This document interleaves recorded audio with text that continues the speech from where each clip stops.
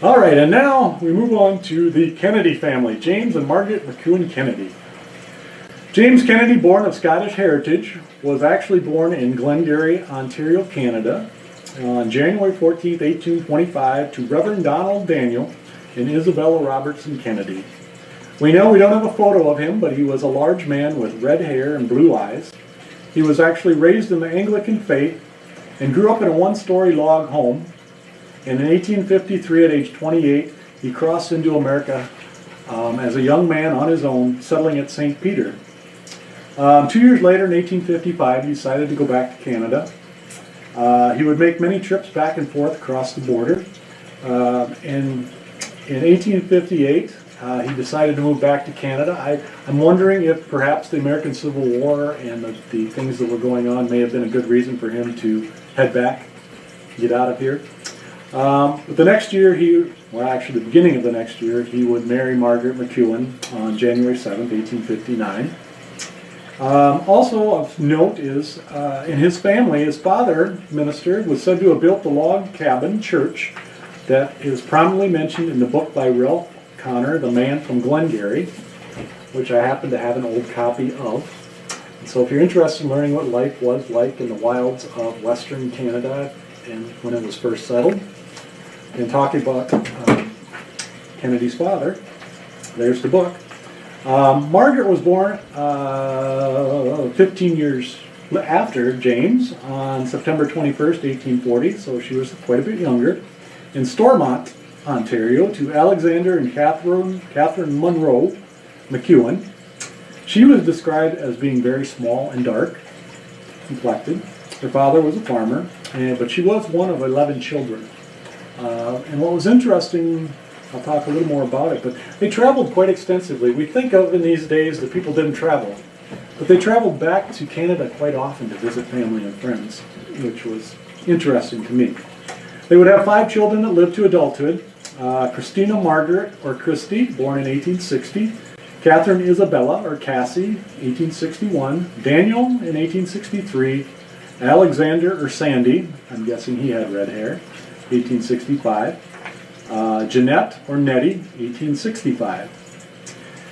Shortly after this, the family decided to move back into Minnesota. The Civil War was over, it was 1867, and so they settled at Goodhue County for a short time before moving back to where James had first started in St. Peter, where they lived for a total of a year before moving to Home Township in Brown County, where their daughter Anne Elizabeth was born in 1870, and their last son John Duncan was born in 1872. In 1874, the Kennedys moved west to Walnut Station, where their last child Edwin James was born that same year. They had lost 2 infants also. Of course, they were the charter members of the Congregational Church, as we all know. And the first services, as the pageant has told us for many years, was held in the Kennedy home until the first church was built. They owned lots, or their home was located, they owned the lots 4 and 5 on Block 5. And of course, the Kennedy children attended school with the Ingalls kids. And another thing that's come up a lot, in October of 1876, their house caught on fire, and they lost everything. And this was the second time this has happened to them. In 1877, James decided to leave Walnut Grove and filed for a homestead in Gales Township. However, we should mention that he was paid that same year by Redwood County. He was in charge of burning the western county line for fire breaks, for prairie fires. And like we said, fires were a bad thing for this family. They lost that house. In 1881, in Gales Township, once again, that house caught on fire. And the newspaper article talks about how they were only able to escape with nothing but their night clothes and lost everything once again, the third time. Kennedys would live here for the next 2 decades in Gales before moving to Tracy in 1899, where they joined the Presbyterian Church. So he went from the Anglican Church to the Congregational Church to the Presbyterians. Margaret was a member of the Ladies' Aid in both places and also a member of the Women's Christian Temperance Union. So that tells us a little bit more about them. In 1906, they moved to Marshall to live with their son Daniel as they were getting up in age. However, as I mentioned earlier, they liked to travel and made many 3-month trips back to Ontario to visit family and friends.